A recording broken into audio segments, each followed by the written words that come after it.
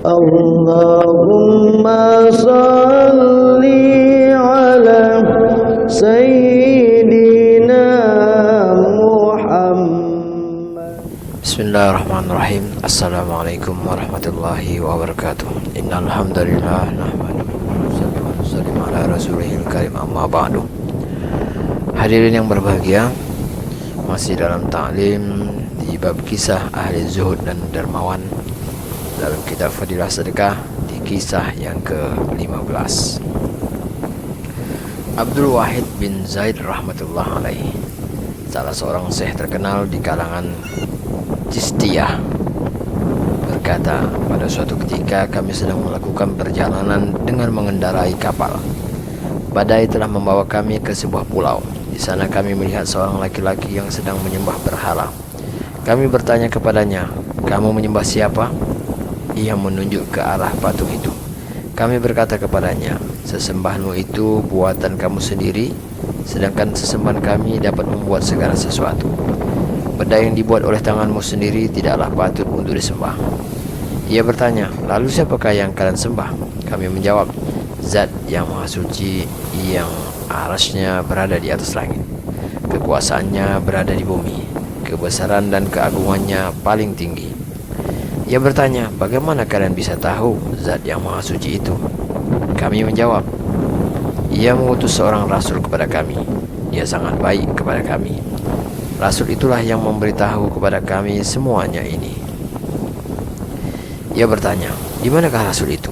Kami menjawab, "Setelah menyampaikan risalah dan setelah memenuhi haknya, dia dipanggil oleh Malik untuk menerima balasan atas tugasnya." Ia bertanya, "Apakah rasul itu meninggalkan tanda dan bukti kepada kalian?" Kami menjawab, "Ya, dia telah meninggalkan untuk kami firman Allah, yakni Al-Quranul Karim." Orang itu berkata, "Tunjukkanlah kepadaku kitab itu." Kami mengambil Al-Quran, kemudian meletakkannya di depannya. Orang itu berkata, "Aku tidak dapat membaca. Bacakanlah sedikit bagian darinya untukku." Ketika kami membacakan sebuah surat, ia mendengarkannya dengan berlinang air mata. Kami membaca surat tersebut hingga ayat terakhir, dan orang itu berkata, "Merupakan kewajiban kita kepadanya yang telah mewahyukan kitab ini. Hendaknya kita tidak pernah mengabaikan perintah-perintahnya." Setelah kejadian tersebut, ia masuk Islam.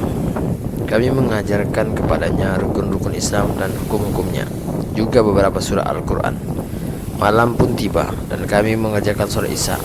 Ketika kami hendak tidur, ia bertanya, "Apakah sesembahan kalian juga tidur pada malam hari?" Kami berkata, "Dia adalah Zat yang maha suci, yang hidup, abadi, dan tidak pernah tidur." Al-Quran Surah Al-Baqarah 255.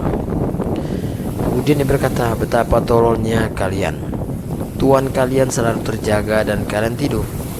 Mendengar perkataan tersebut, kami sangat keheranan. Ketika kami mau meninggalkan pulau itu, dia berkata, "Bawalah aku bersama kalian, supaya aku dapat belajar agama." Ketika kami kembali ke kota Abadan, kami membawanya dengan berlayar. Setibanya di kota Abadan, kami katakan kepada salah seorang kawan kami bahwa orang tersebut baru masuk Islam. Pasti ia butuhkan bekal. Kami pun mengumpulkan beberapa dirham untuk kami berikan kepadanya. Ia bertanya, "Apa ini?" Kami menjawab, "Sedikit dirham, gunakanlah untuk biaya hidupmu." Ia berkata, "La ilaha illallah. Kalian telah menunjukkan kepadaku jalan yang kalian sendiri tidak berjalan di atasnya. Aku sendirian hidup di sebuah pulau dan aku menyembah berhala. Dalam keadaan seperti itu, Allah tidak membinasakan dan menelantarkanku. Padahal aku tidak kenal kepadanya. Maka setelah aku mengenalnya atau menyembahnya, bagaimana mungkin dia membiarkanku?" 3 hari kemudian, kami diberitahu oleh seseorang bahwa ia sedang dalam sakaratul maut. Kami pun menjenguknya dan bertanya kepadanya, "Apakah engkau mempunyai keinginan?" Ia menjawab, "Zat yang maha suci yang telah mengirimmu ke pulau itu agar aku memperoleh hidayah, telah memenuhi semua keinginanku. Ketika duduk di tempat tersebut, Syekh Abdul Wahid rahmatullah alaih tertidur sebentar dan bermimpi bahwa dirinya melihat sebuah taman hijau yang indah dan menyenangkan. Di taman tersebut terdapat sebuah bangunan berkubah yang sangat indah, yang di dalamnya terdapat sebuah singgasana. Di atas singgasana tersebut terdapat seorang gadis yang sangat cantik. Mungkin tidak seorang pun yang pernah melihat gadis secantik itu. Wanita itu berkata, "Ya Allah, kirimkanlah pemuda itu segera kepadaku. Aku sangat mencintainya dan merindukannya." Begitu Syekh membuka matanya, ruh pemuda itu telah melayang. Kami pun memandikan, mengkafani, dan memakamkan pemuda itu. Ketika malam telah tiba, Syekh melihat sebuah taman dengan kubah yang sama di dalam mimpi, dengan gadis yang sama bersandar di atas singgasana. Sementara itu, Syekh melihat pemuda tersebut membaca ayat ini. Bismillahirrahmanirrahim. Wal malaikatu yadkhuluna alaihim min kulli bab. Salamun alaikum bima sabartum fa ni'ma uqbaddar. Dan malaikat-malaikat masuk ke tempat-tempat mereka dari semua pintu sambil mengucapkan, "Salamun alaikum bima sabartum." Maka alangkah baiknya tempat kesudahan. Al-Quran Surat Ar-Ra'd ayat 23-24 dalam kitab Raud. Ini merupakan perwujudan yang menakjubkan dari karunia dan ampunan Allah yang tidak terbatas.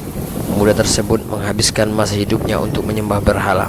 Akan tetapi ketika kematiannya telah dekat, Allah mengirimkan badai yang menyebabkan sebuah perahu terdampar ke pulau tersebut, dan pemuda tersebut dianugerahi kesenangan abadi melalui bimbingan orang-orang di atas kapal. Allahumma la mani'a lima a'taita wa la mu'tiya lima mana'ta.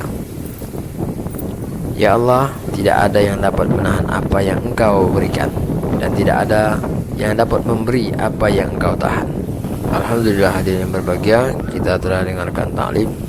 Semoga apa yang kita dengar ini menjadi kerisauan kita, dan kita berharap kepada Allah Subhanahu wa taala dengan rahman rahimnya Allah berikan kekuatan pada kita untuk mengamalkan dan menyampaikan. Untuk sempurnanya majelis, kita tutup dengan doa. Subhanakallahumma wa bihamdika asyhadu an la ilaha illa anta astaghfiruka wa atubu ilaik. Assalamualaikum warahmatullahi wabarakatuh.